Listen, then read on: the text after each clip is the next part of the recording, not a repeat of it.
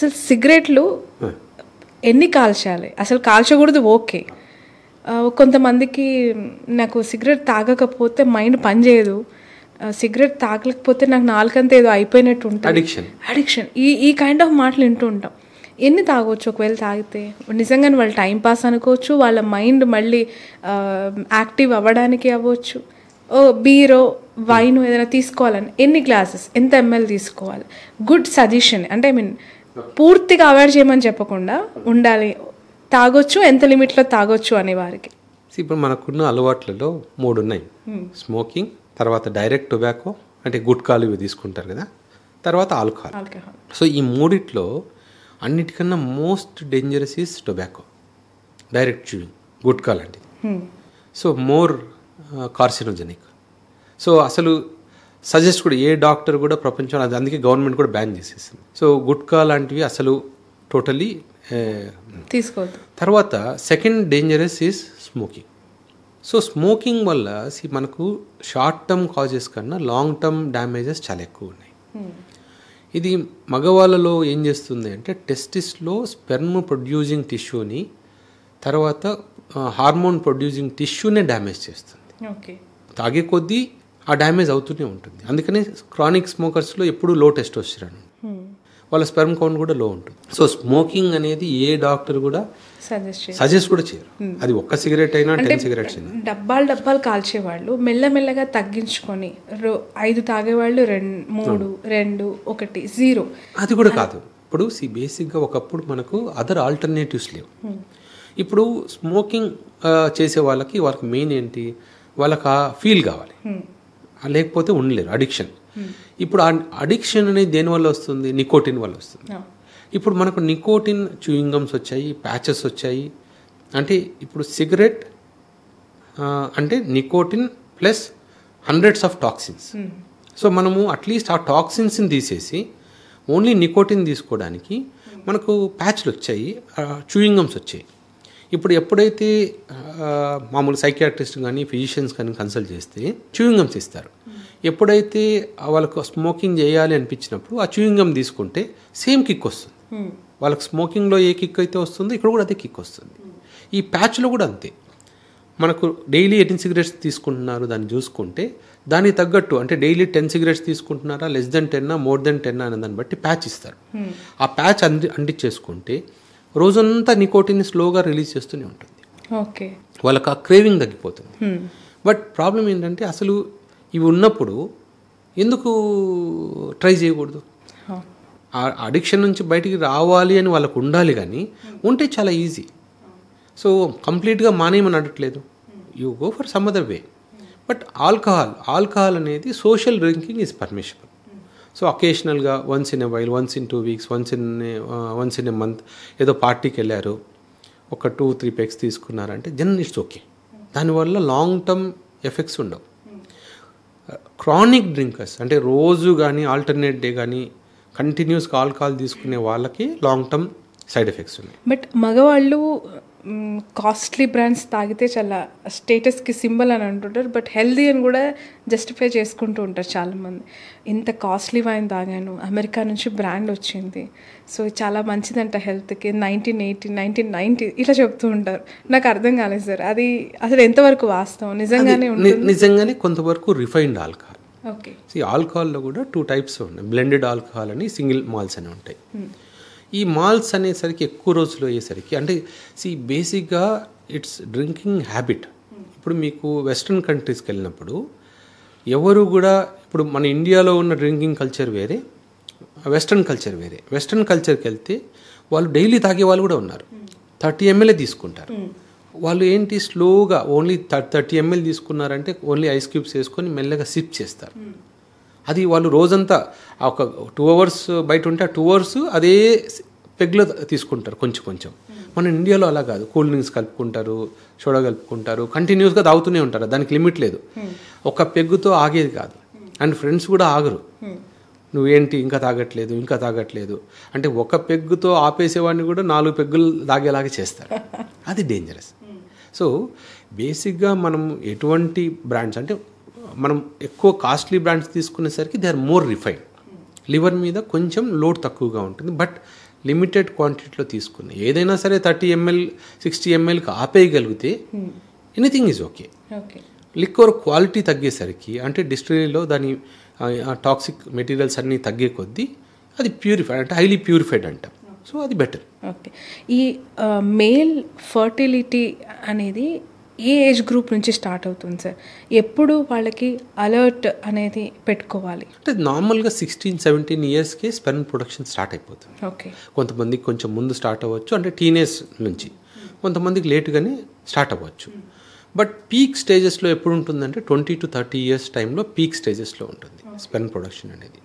So 30 years తర్వాత నుంచి కొంచెం అంటే స్పెర్మ్ కౌంట్స్ తగ్గడం మొదలుపెట్టి 55, 60, 65 years వరకు కూడా బాగున్న వాళ్ళు కూడా ఉంటారు. అంటే మాకు చాలామంది ఇండియన్ పేషెంట్స్ వస్తారు, ఆఫ్రికన్ పేషెంట్స్ వస్తారు. ఇండియన్ పేషెంట్స్కి అంటే అది జెనెటిక్గానే ఇండియన్ పేషెంట్స్కి 45-50లోనే చాలామందికి స్పెర్మ్ కౌంట్ తగ్గిపోతుంది. మాకు ఆఫ్రికన్ పేషెంట్స్ ఏంటంటే వాళ్ళకి మ్యారేజ్ ఏజ్ గ్రూప్ అనేది లేదు. వాళ్ళకి అమ్మాయిలు ఎక్కువ, అబ్బాయిలు తక్కువ. సో వాళ్ళు ఏంటంటే మల్టిపుల్ మ్యారేజెస్. ఏ ఏజ్లో అయినా వాళ్ళు లీగల్గా మళ్ళీ మ్యారేజ్ చేసుకుంటుంటారు, డైవర్స్ చేసుకుంటుంటారు. మేము 70, 75 years, 80 years కూడా వస్తారు కొంతమంది. Oh my god. వచ్చి సో కొన్నిసార్లు వాళ్ళు అడిగేదే మమ్మల్ని, డాక్టర్ నాకు పిల్లలతో ప్రాబ్లం లేదు, నాకు చాలామంది ఉన్నారు, నాకు ఓన్లీ సెక్షువల్ ప్రాబ్లమ్స్ ఉన్నాయి, దానికి మందులు ఇవ్వండి అనే వాళ్ళు కూడా ఉంటారు. సో అది వాళ్ళ ప్రాబబ్లీ వాళ్ళ జెనెటిక్స్ అవి వేరే. సో మన ఇండియన్ సినారియోకి వచ్చేసరికి 45-50 yearsకి వచ్చేసరికి చాలా వరకు స్పెర్మ్ క్వాలిటీ తగ్గిపోతుంది. ప్రొడక్షన్ కూడా తగ్గిపోతుంది, క్వాలిటీ కూడా తగ్గిపోతుంది. సో ఇప్పుడు చాలామంది టెకీస్ ఉన్నారు, software employees work from home చేస్తూ ఉన్నారు. మనం రోజు వాడే ఈ సెల్ ఫోన్ చాలామంది ఇలా జేబులో పెట్టుకుంటారు, లేదంటే కింద పాకెట్లో పెట్టుకుంటారు, చేతి ముందు ల్యాప్టాప్, ఆల్వేస్ దిల్ బ్రౌజ్. అవి ఆటం బాంబులు అనే విషయం చాలామందికి అర్థం కాదు. దానివల్ల పడుతున్న ఇబ్బందులు వాళ్ళకి ఇప్పటికీ తెలియకపోయినా లాంగ్ టర్మ్లో వాళ్ళు తెలుసుకునే స్టేజ్కి అంతా అయిపోతుంది. సో ఎంత అలర్ట్గా ఉండాలి వీటి విషయాలు? అంటే ఒకప్పుడు ఈ ప్రాబ్లమ్స్ ఉండేది. యాక్చువల్లీ మీరు అన్నట్లు మొబైల్ ఫోన్స్కి రేడియేషన్ లెవెల్స్ చాలా హై ఉండేవి. ఇప్పుడు ప్రతి మొబైల్ ఫోన్కి సార్ వాల్యూ అని ఉంటుంది. సో ఇప్పుడు వచ్చే మొబైల్స్ అన్నీ చాలా వరకు సేఫ్. సో ఒకప్పుడు 10 years బ్యాక్ ఎప్పుడైతే మొబైల్ ఫోన్స్ వచ్చాయో అప్పుడుతో ఇప్పుడు చూసుకుంటే అప్పుడున్న స్మార్ట్ ఫోన్స్కి ఇప్పుడున్న స్మార్ట్ ఫోన్స్కి చాలా డిఫరెన్స్ ఉంది. సో అప్పుడు ఏంటంటే కార్డియాలజిస్టులు ఏమో షర్ట్ పాకెట్లో పెట్టుకోవద్దని అనేవాళ్ళు, ఆండ్రాలజిస్టులు ఏమో ప్యాంట్ పాకెట్లో పెట్టుకోవద్దని అనేవాళ్ళు. ఇప్పుడు జనరల్లీ ఏమి కాదు, most of the mobiles are safe. అంటే మనకు చుట్టూ ఉన్న రేడియేషన్తో పోలిస్తే మన మొబైల్ నుంచి వచ్చే రేడియేషన్ చాలా తక్కువ. ఇప్పుడు మనం సిటీలోనే ఉన్నాం అనుకోండి, మనం చుట్టూ తిరుగుతుంటే ఎన్ని మొబైల్ టవర్స్ ఉన్నాయి, వాటి నుంచి వచ్చే రేడియేషన్సే చాలా ఎక్కువ. మనం ఇప్పుడు మన బిల్డింగ్ పైన లేకపోయినా మన పక్క బిల్డింగ్ పైన ఆ పక్క బిల్డింగ్ పైన ఉన్నా కూడా మనం రేడియేషన్ హై రేడియేషన్ జోన్లో ఉన్నట్టే. కాకపోతే మొబైల్ ఫోన్కి వచ్చేసరికి అవసరం ఉన్నంత వరకు పాకెట్లో ఉండి జర్నీ చేసేటప్పుడు ఆఫీస్కి వెళ్ళగానే లేకపోతే ఇంటికి వెళ్ళగానే దూరం టేబుల్ మీద పెట్టేసి వాడుకోవాలి. కానీ ఇప్పుడు కొంచెం బ్లూటూత్ ఇయర్ ఫోన్స్ ఇవన్నీ వచ్చాయి కాబట్టి వాటిలో కూడా రేడియేషన్ ఉంటుంది. చాలామంది వాటిని వాడుతున్నారు కాబట్టి మొబైల్ ఫోన్ నుంచి వచ్చే డ్యామేజ్ చాలా వరకు తగ్గిపోయింది. బట్ ల్యాప్టాప్స్ మీదకి వచ్చేసరికి చాలా వరకు అవేర్నెస్ వచ్చేసింది. ల్యాప్టాప్ థై మీద పెట్టుకుంటే ఆ హీట్ వల్ల టెస్టేజ్ డ్యామేజ్ అవుతాయి అనేది బాగా వైరల్ అయిపోయింది. సో అందుకని ఇప్పుడు చాలామంది ఏదైనా ప్లాంక్ పెట్టుకుని వాడడము లేదా టేబుల్ మీద పెట్టుకుని వాడడము మాకు పేషెంట్స్ రాగానే చెప్తున్నాను, నేను ఎప్పుడు వాడినా సార్ నాకు అవేర్నెస్ ఉంది అంటే బేసిక్గా ఆ లెవెల్కి రీచ్ అయిపోయింది. సార్ ఈ మధ్య కాలంలో లాస్ ఏంజల్స్లో జరిగిన ఒక రేస్ ప్రపంచవ్యాప్తంగా చాలామందికి షాక్కి గురి చేసింది. మీకు తెలిసే ఉంటుంది, ఈ కార్ రేస్ చూసాం, car racing, bike racing horse riding but sperm racing అనేది ఇప్పటివరకు మనం ఎప్పుడు వినలేదు, చూడలేదు. లాస్ ఏంజల్స్లో జరిగిన ఈ స్పెర్మ్ రేస్ అనేది ఎందుకు చేయాల్సి వచ్చింది? దాని పర్పస్ ఏంటి, ఇంటెన్షన్స్ ఏంటి? బేసిక్గా మేల్ ఫర్టిలిటీ గురించి అవేర్నెస్ తీసుకున్నాడు మేము. బేసిక్గా రేస్ అంటే మనం స్పెర్మ్ని మనం కంట్రోల్ చేయలేం. మన స్పెర్మ్ ఎలా వెళ్తుంది, ఎన్ని స్పెర్మ్స్ ముందుకు వెళ్తున్నాయి అనేది మనం ఎప్పుడు కంట్రోల్ చేయలేం. కాకపోతే ఆ రేస్కి మెయిన్ ఉద్దేశం ఏంటంటే మగవాళ్ళలో ఫర్టిలిటీ లెవెల్స్ తగ్గిపోతున్నాయి. సో మీరు ఆ అవేర్నెస్ ఎప్పుడైతే పెరుగుతుందో దాని గురించి డిస్కషన్ స్టార్ట్ అవుతుంది. ఇప్పుడు ఆ స్పెర్మ్ రేస్ గురించి స్టార్ట్ అయినప్పుడు బ్యాక్గ్రౌండ్లో ఎందుకు చేయాల్సి వచ్చిందని పెరుగుతుంది.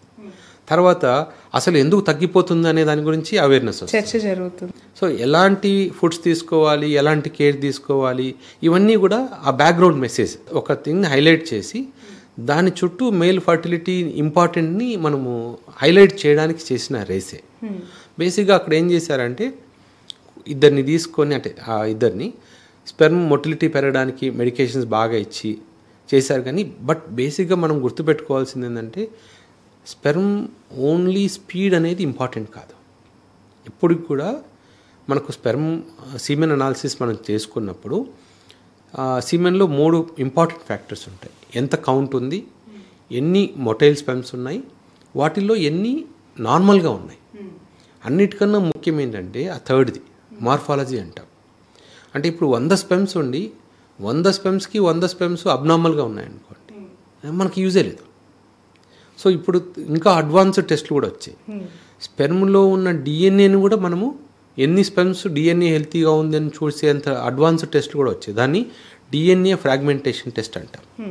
సో బేసిక్గా మనం ఇంపార్టెన్స్ ఇవ్వాల్సింది ఏంటంటే మొటిలిటీ కాదు. ఒకప్పుడు మనకు 10 years బ్యాక్ అన్ఎక్స్ప్లెయిన్ ఇన్ఫర్టిలిటీ అనేవాళ్ళు. డాక్టర్స్కి ఏమీ అర్థం కాకపోతే, అంటే మీ ప్రాబ్లం ఏంటో మాకు తెలియట్లేదు, సో దీనికి ఏమీ రీజన్ లేదు, సో మీరు ఐవీఎఫ్ చేయించుకోండి లేకపోతే న్యాచురల్గా ట్రై చేయండి అని చెప్పి వదిలేసేవాళ్ళు.